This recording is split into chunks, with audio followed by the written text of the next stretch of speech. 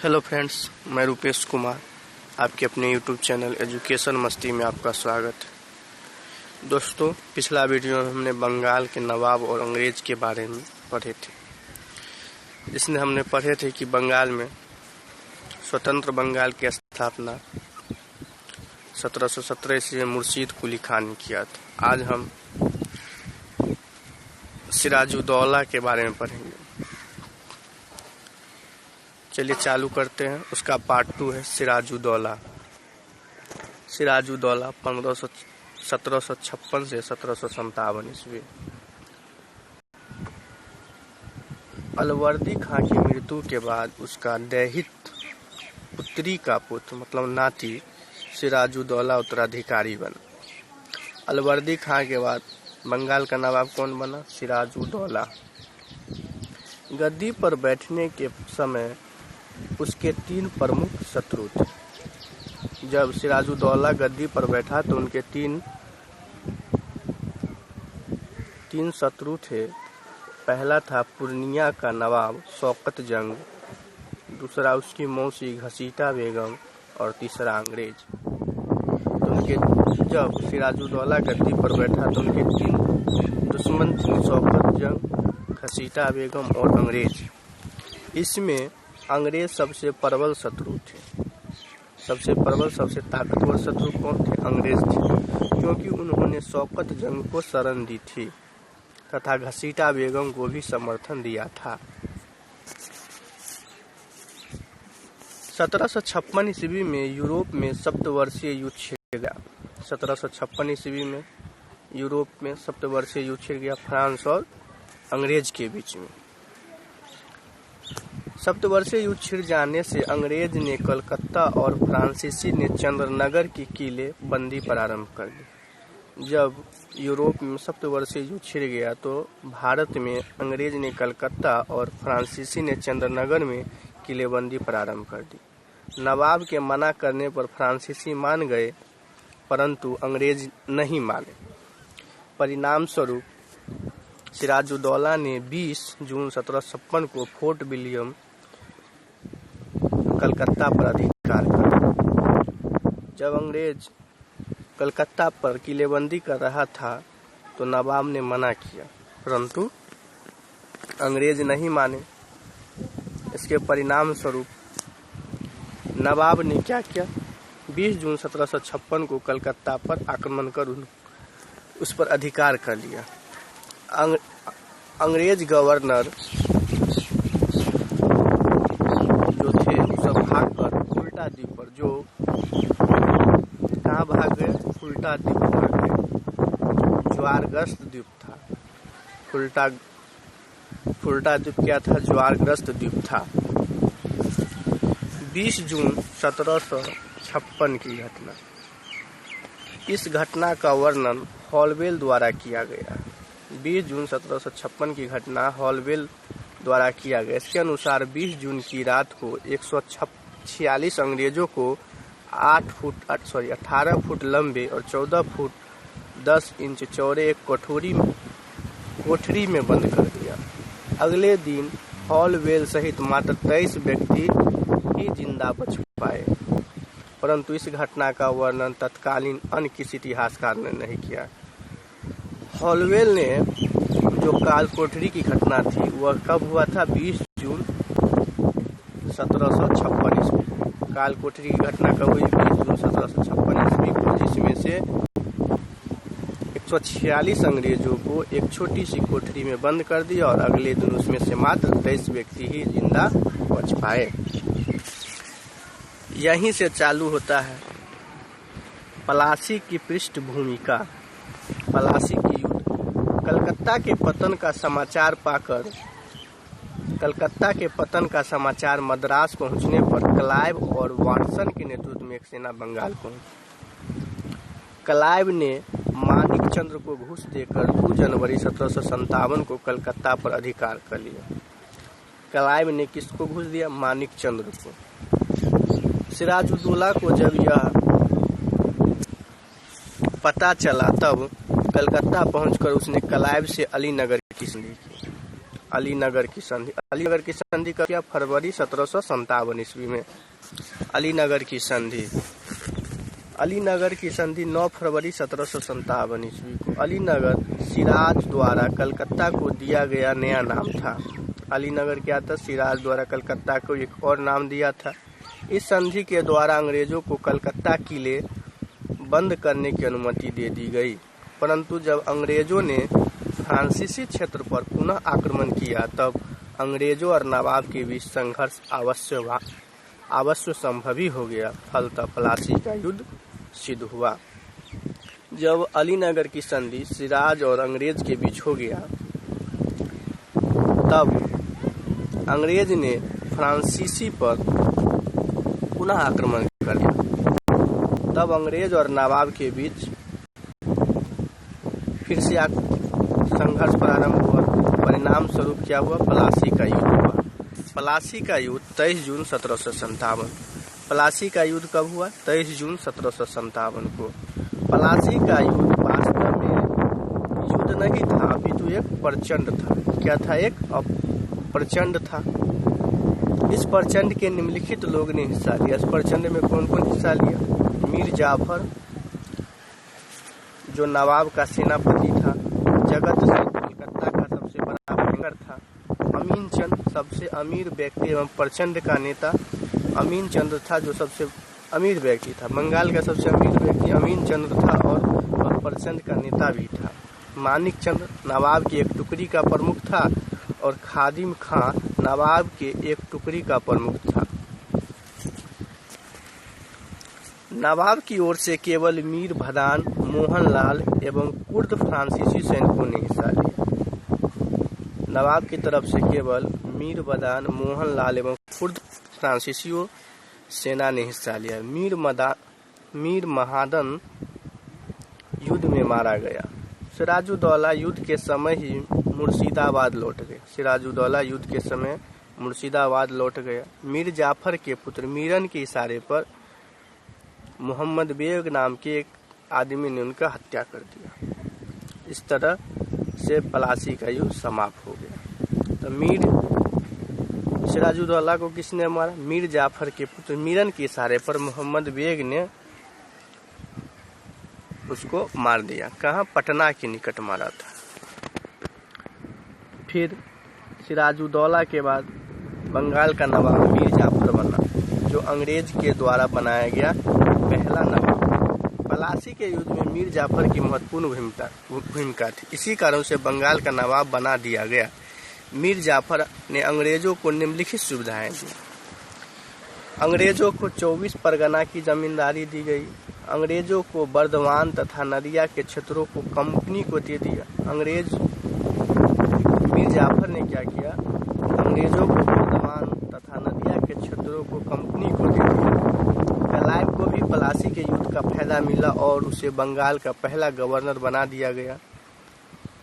अंग्रेजों में क्लाइव को भी क्या हुआ? प्लासी का युद्ध के फायदा मिला और उसे बंगाल का गवर्नर बनाया गया। अंग्रेजों ने मीर जाफर से लगातार धन की मांग की, जिसे देने में नवाब असमर्थ था। हॉलवेल ने आरोप लगाया कि नवाब डचों और मुगल सम्राट से मिलकर अंग्रेजों के विरुद्ध प्रचंड कर रहा है। हॉलवेल ने नवाब पर आरोप लगाया कि नवाब मुगल सम्राट और डचों से मिलकर अंग्रेज के विरुद्ध प्रचंड कर रहा है। मीर जाफर ने अपना पद छोड़ने को कहा।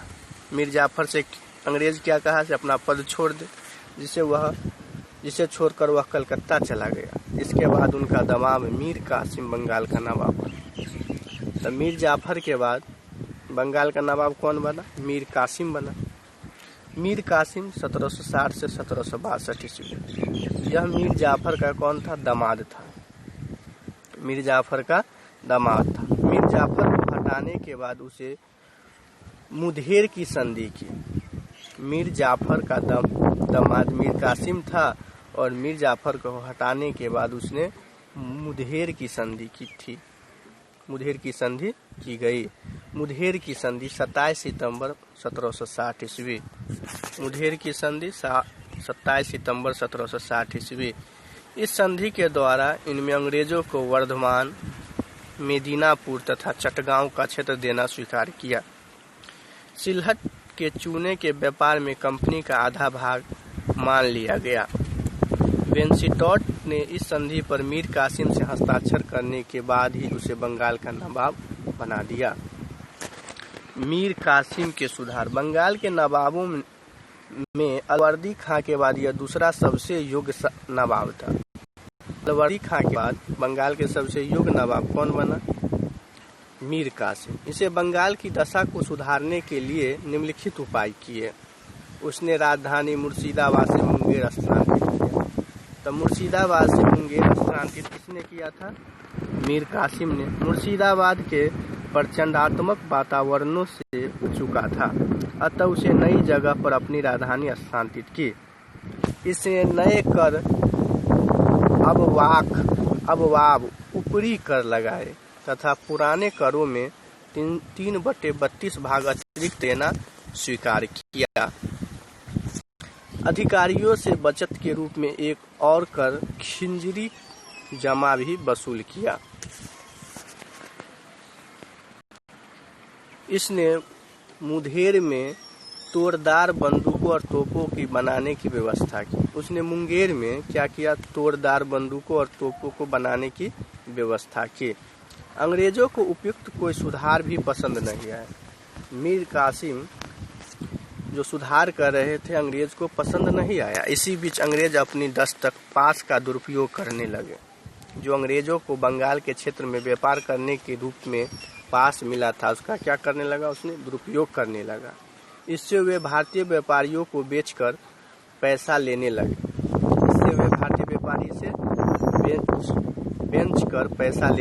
भारतीय व्यापारियों को भी कम मात्रा में ही शुल्क देकर व्यापार करने का फायदा मिलने लगा। लेकिन इन सब का प्रभाव नवाब पर ही पड़ा, अतः उसने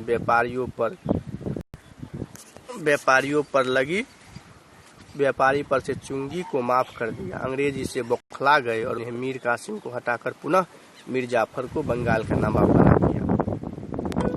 फिर मीर जाफर को क्या किया? बंगाल का नवाब बना दिया। मीर जाफर 1763 से 1765 ईस्वी। मीर कासिम को हटाए जाने के बाद उसने अवध के नवाब शुजा-उद-दौला तथा दिल्ली के सम्राट शाह आलम द्वितीय के साथ मिलकर बक्सर का प्रसिद्ध युद्ध लड़ा। तो बक्सर का प्रसिद्ध युद्ध मीर कासिम अवध के नवाब शुजा-उद-दौला और दिल्ली के मुगल सम्राट शाह आलम द्वितीय के साथ मिलकर लड़ा। बक्सर का युद्ध 22 अक्टूबर 1764 ईस्वी। मीर कासिम, सिराजुद्दौला, शाह आलम द्वितीय एवं मेजर मुनरो के बीच हुआ, जिसमें अंग्रेज विजय हुआ। तो बक्सर का युद्ध कब हुआ? 22 अक्टूबर 1764 ईस्वी को, जिसमें मीर कासिम, सिराजुद्दौला, शाह आलम द्वितीय एवं मेजर मुनरो के बीच हुआ, जिसमें अंग्रेज की विजय हुई। इस समय बंगाल का गवर्नर वेंसिटॉट, बंगाल का नवाब मीर जाफर एवं दिल्ली का शासक शाह आलम द्वितीय था। बक्सर के युद्ध में विजय के बाद बंगाल में वास्तविक रूप से अंग्रेजों की प्रभुत्ता शुरू हो गई। तब बक्सर के युद्ध के बाद ही बंगाल में वास्तविक रूप से अंग्रेज की प्रभुत्ता की शुरुआत हुई। इसे पलासी के युद्ध के बाद से नहीं माना जाता है। बक्सर की सफलता के बाद क्लाइव को बंगाल का गवर्नर बनाकर भेजा गया। 1765 ईस्वी में मीर जाफर की मृत्यु के बाद नजमुद्दौला को बंगाल का नवाब बनाया गया। नजमुद्दौला 1765 से 1766 ईस्वी। नजमुद्दौला इसके समय में क्लाइव ने इलाहाबाद की 2 अलग अलग संधियां की। इलाहाबाद की प्रथम संधि 12 अगस्त को संधि पर हस्ताक्षर क्लाइव, शाह आलम द्वितीय, नजमुद्दौला ने किया था। इस संधि के द्वारा शाह आलम द्वितीय ने 12 अगस्त के फरमान के जरिए बंगाल, बिहार, उड़ीसा की दीवानगी अंग्रेज क्लाइव को प्रदान की गई। अंग्रेजों को उत्तरी सरकार की जागीर मिली। समकालीन इतिहासकार गुलाम हुसैन ने अपनी पुस्तक सियारुल मुतखैरीन में लिखा है कि इस संधि की शर्तों को तय करने में और उस पर हस्ताक्षर करने में उतना ही समय नहीं लगा जितना कि एक गधा को खरीदने में लगता है। इलाहाबाद की दूसरी संधि 16 अगस्त 1765। इलाहाबाद की प्रथम संधि कब हुआ था? 12 अगस्त 1765 को। इलाहाबाद की दूसरी संधि हुई 16 अगस्त 1765 को। हस्ताक्षरकर्ता शुजा-उद-दौला थे, अवध का नवाब एवं क्लाइव।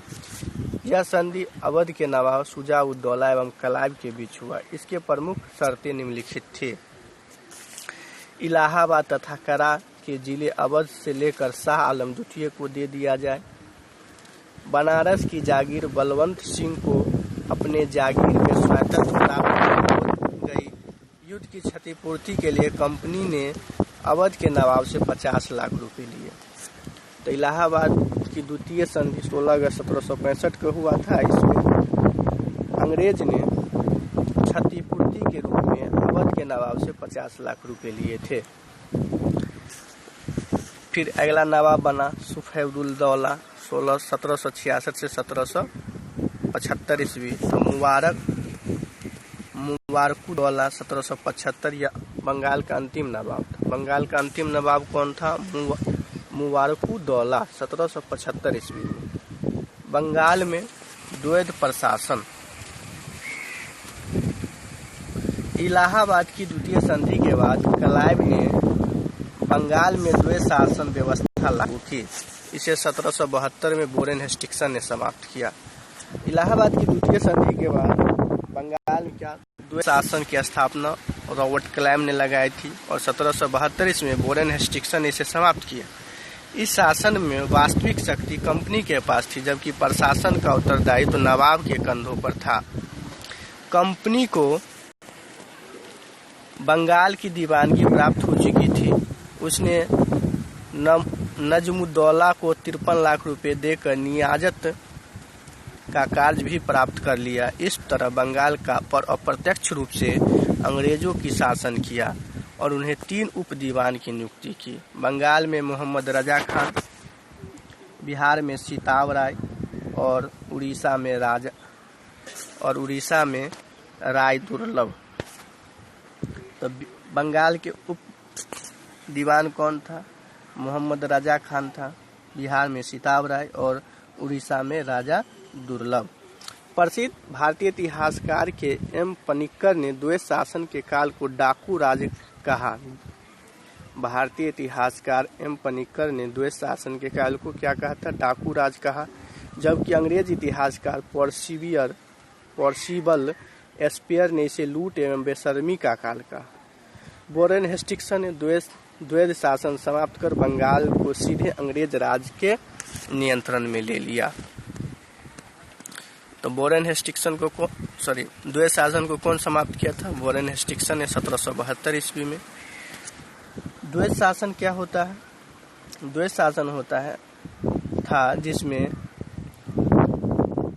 कर वसूल करता था अंग्रेज और शासन वहां के नवाब करता था। आज हमारा वीडियो यहीं पर समाप्त होता है